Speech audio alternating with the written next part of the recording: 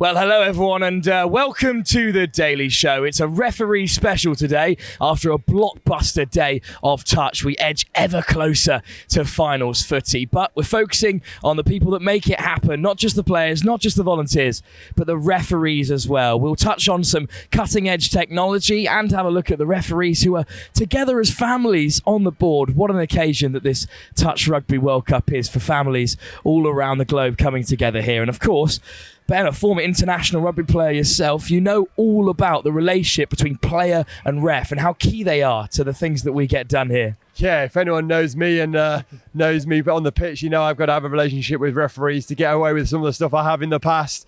Obviously, Mel being a referee, we have to have a relationship off the pitch as well on it. So, yeah, it's all about relationships everywhere, really, and Mel's crucial to that as well as part of the referees. Yeah, of course, Mel, as a top-level referee yourself, you know, there's hundreds of them here at the Touch Rugby World Cup in Nottingham. What is the experience like refereeing on the top level? You know, are the players as respectful as we expect in the game of rugby? Largely, the players are really good at a tournament like this, and the environment is an incredible one. In the referee tent, all of the referees will have their own little teams within that referee tent, and they've got their own goals for this World Cup. Unlike players who are aiming for medals, referees are aiming for those gold medal match appointments and things like that. So it's a very, very positive environment, but a competitive one as well. Exactly the kind of environment that we want to foster here at the largest Touch Rugby World Cup that there's ever been. So let's have a look at those relationships between the families who also referee. Hi everyone, we're down at Riverside today with a lot of the seniors and masters grades, and we're here with Dunk Mascarenas. So he's an associate professor at Edinburgh Napier University, and he's trialling some 3D cameras to be worn by some of our officials down here. It's great to see you, Dunk. Thank you. And can you tell us a bit about your background and how has that brought you to introducing these kind of cameras to the touch environment? Yeah, so I've been working with sports officials for over 25 years now. Started in rugby union and worked across different sports. And as you know, I'm a keen touch player. And I do what I can to try and support the touch refereeing community. And a colleague of mine did some work with teachers in a classroom using this 360 camera. It's relatively easy. It's a little bit wobbly on the head, but the image stabilization is incredible. He did some work in the classroom with teachers, looking at what you're actually missing and what kids are doing behind your back, because it gives you a full 360 image when you hold it on a tablet. Very relevant for naughty players trying to do things behind a referee's back. and that's one of the things that can give referees is we get very absorbed with what's happening on the ball, and often we miss things that are going on behind us. So that's one of the great benefits of this technology when the referees are wearing it. And is that the primary reason for the camera being head mounted as opposed to some of the chest mounted cameras that you see? This is the new wave of tech. Initially we had a chest mount and a back mount, and we stitched the image together. We've now got two cameras, so it gives you one full 360, no stitching, and one complete image that you can pan around. And I've seen it worn at the World Cup already on day one by one of the Opens referees. What was his feedback in terms of having the camera on? Yeah, John's been great. He's worn it a number of times now, and there is a bit of an adjustment because it's a bit of a weight on the head, but he's quite happy with that, having worn it. He knows that the wobble, it's got a chin strap as well, so the wobble doesn't impact upon the image that's going to be produced, and it's quite easy to get used to. And you're introducing this primarily as a coaching tool for referees. What feedback are referees getting from this, and what coaching insights do they get apart from the traditional coaching which is done at pitch side or through match footage? Yeah, absolutely. So typically we as coaches are on the sideline in quite a sterile environment. This takes you right into the heart of the play. It's what we call empathetic immersion. So you get to see, you get to feel, you get to hear the referee, the voice, their heavy breathing. You get to feel the emotion of the players, and that takes you into the heart of what they're experiencing. So as a person-centered coach, which is what we want, this gives you a real opportunity to be in there and be part of what that referee has experienced, to understand why they might have missed certain things through a game. Are you aware of any other sports where they're using this kind of technology apart from touch? No, we're at the forefront. I've got a colleague in Toronto who's doing some work with ice hockey officials, but we've kind of latched onto it. The tech's been around for a few years now, but we're the first people to be doing very specific research in this area. We've worked a little bit in rugby union and now more in touch. And I've seen you use it up with the Scottish Touch Association. The feedback from referees, are there specific aspects of their game that they see real improvement from as a result of getting feedback through the camera? Yeah, that's a great question. So when we first started, we knew it would give us a great perspective. What we're surprised by is the actual positioning elements that were good. So because you're seeing it from the first person, you're getting to see angles and views and running patterns and running lines. We would have expected that looking down you would be able to see that better, but actually we found that when we've researched this, the coaches who've been using the tech say it really gives you an appreciation of their positioning and what they're experiencing on the day. Mm-hmm. And as we're both aware, we know touch is an amateur sport and sometimes funding is a real issue for touch associations. In terms of the cost of this kind of kit, is it accessible for touch associations to bring it in to coach referees? Well, that's the beauty of it. It's £500 a pop. So whilst we think it's a really valuable tool for the referee who's wearing it, we'd actually use it, record some footage, get that referee who would be a high profile referee, well respected, get them to do what we'd call a think aloud protocol. So they talk over what's actually the thoughts and processes that are going on. There's a lot goes on in a quick games like this, and understanding those thought processes of a top flight referee can then be used to transfer that knowledge base to lower developing referees. Well, as a senior referee myself, I can see such incredible value in this in terms of giving one-to-one feedback from senior referees who are on that progression to their black badge. What uses can it have to train the wider referee community, especially like grassroots referees coming up through their level 1s and level 2s? Yeah, it can give you an appreciation of that positioning element, appreciation of how to communicate to players. I think that's an important thing. So seeing what you see on the field, verbalizing what you've seen, and then giving the communication to prevent players. What we want from referees is to create a good, flowing, penalty-free game, and understanding how we can communicate more effectively through tech like this can be really helpful for the developing referees to understand how they can help games become more entertaining for the crowds that come to see our game. Well, we've just had a very entertaining game behind us with the men's 40s, Australia-England. I think Australia just pipped them. But thank you so much for joining us. And it's great to see people like Dunk who are in the touch environment using their skill set to bring these kind of advancements in the sport. So we really appreciate it, Dunk. Great stuff. Thanks, Mel. We're here with 3 of the referees who were just on field 1 for an epic game with Australia and New Zealand. We've got Adrian, Paul and John who were our referees in that game. And Adrian, like any Australian-New Zealand game, that was full of passion, with a little bit of aggro. As a referee, how do you manage that during the game and make sure that we still have a smooth show for everyone? Well, whoever has refereed these two countries know how passionate they are. To try to guide them, you've got to maintain a sense of disciplinary, just to bring the level down, maintain a bit of calm, just to allow them to play the game and just enjoy the game that they're going to be playing.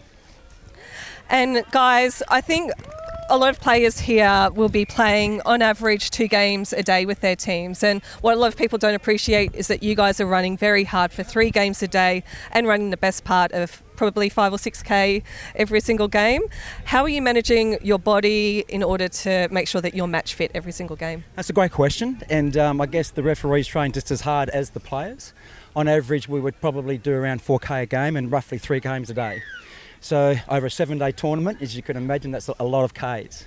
So we look after ourselves just as much as the players do. We have our ice baths, we do our stretching, we make sure we go to bed early and get up early and prepare for the day. And of course, in the lead up to such an event as the World Cup, preparation starts 12 months ago. So it's a lot of hard work and great results in the end. No, it was a fantastic game, such a good one to watch. And finally, a lot of players come here and they have really specific goals in order, such as getting medals, maintaining their World Cup placing. As a referee, what's your motivation for spending the time and effort to come all the way over here from the Southern Hemisphere, and what are your aspirations coming to the World Cup? Obviously, as a referee, we came here and we want to be fit and we want to give the touch the best it can. And obviously, all referees come here with the goal of refereeing a gold medal match. And it's very competitive in the referee tent. There's 50-odd senior referees here and there's only 15 spots available for gold medal matches, so it is very competitive, and it's even more competitive in the Opens division. So we put in a lot of hard work, and hopefully our hard work pays off and we get a result. But if we don't, again, we're here to support one another and enjoy the tournament. People you meet around the Touch World Cup. It's been out in the village, but here we are tonight in the referees' accommodation. Lucky enough to be travelling and staying with the referees, and I can vouch for the fact that they are great people. And amongst the referees are family groups. Everyone knows about the players, the coaches, and how families bond in that aspect of our sport. But one of the groups that we don't really talk about from that respect are our refs. And I want to bring a few of those together tonight to introduce you to them, and we'll have a bit of a chat. We are separated by a long distance. Yeah. So even though we've got Johnny Dusto in our, in our, he's our president of Thames Valley. I don't see him very often because we're spread out. So I've been in Coromandel, New Zealand, and training as much as I could and not getting a lot of touch. But once I got to the UK, and because I'm now migrating to Australia as well.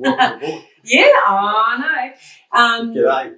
But we came over 3 weeks early, so we went up to Scotland and we got some games up in Edinburgh, and then we went to Cardiff and got some games down there. Went to England, got some games in England. Wow. So we.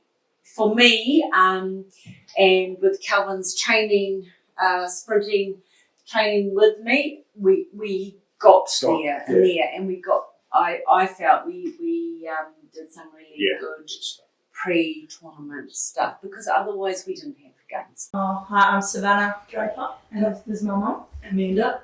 We're from Australia in the Central West. This is my very first Touch World Cup. This is my second Touch World Cup. I'm definitely just wanting to live up to the expectations that I have for myself, but also, the family expectations that we have. My family's a little bit competitive, so it's definitely, they're at home watching, and I definitely see some videos of them going, "Oh, Savannah, you weren't in the right spot there." But it's really fun, and I like getting all that feedback from having such a big family. It's so good to be a part of it and have everyone around all the time. It's really good. It's every weekend. We run training against all the training games, all the men's open ones, men's open, men's 30s, mixed open, all of those lot. And it's, to be honest, it's less of a kind of team environment because it's quite difficult for people to come together to train, especially as there's enough opportunity in the NTS tournaments that we get at the weekend. We have them every 2 or 3 weeks at the moment. Right. So we've been preparing by deliberately sticking the World Cup refs together. They've been running on games all throughout the 2 days that we have them. Nationals was kind of a big, gearing up to it. Everyone was running together and training that way. And I think everyone's been doing their individual stuff, getting in the gym, getting on the horses. I say to all the people that are watching this, referees are human too. If you see them around the village, buy them a beer. Yeah. Make friends. Become part of the family. All right? They're not there just to be abused. Buy them a beer. Enjoy it. Let these people enjoy the World Cup. Thanks for joining us, guys. I've really loved the chat, and we hope that you have enjoyed hearing from the referees, the third team on every game. So, bye for now. Have fun. Enjoy the World Cup. Yeah.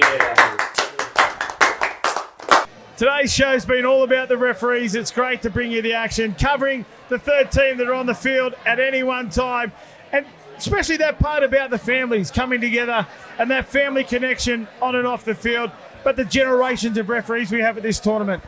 It is absolutely incredible. The ages of referees from teenagers right up into the more mature age grades, and it's great to give everyone at home an insight into their tournament experience and what they contribute to a Touch World Cup.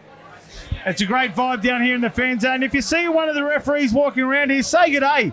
They're people too. Leave all of the things that happen on the pitch behind and just say good day. Maybe share a beer and a bit of a chat here in this amazing fan village. Absolutely. If there's a group of people in touch who have some great stories to tell, it's definitely the referees. So make sure that you say hello and, yeah, get some of their experiences firsthand. So we hope you've enjoyed the Daily Show. Plenty of action still to come here with our matches. We'll bring them all through the live stream channel. Keep an eye on those. But for today, it's goodbye. We're going to settle down, maybe sing a song or two and have a beer. Sounds good to me.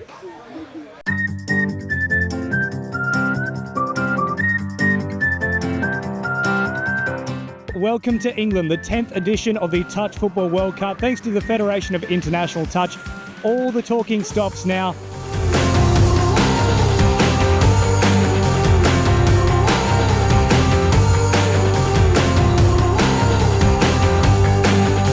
We are diverse cultural backgrounds, so we got players located in different countries in the world, but they all have a connection to China, so we're really glad to have them into the team.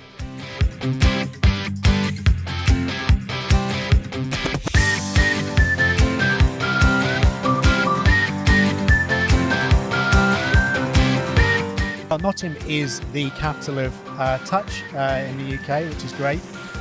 So we've hosted the Atlantic Cup, hosted European Championships, and obviously this event is just another level again, but it's great to see that we can keep helping grow the sport and raise the profile of the sport and do new things. So.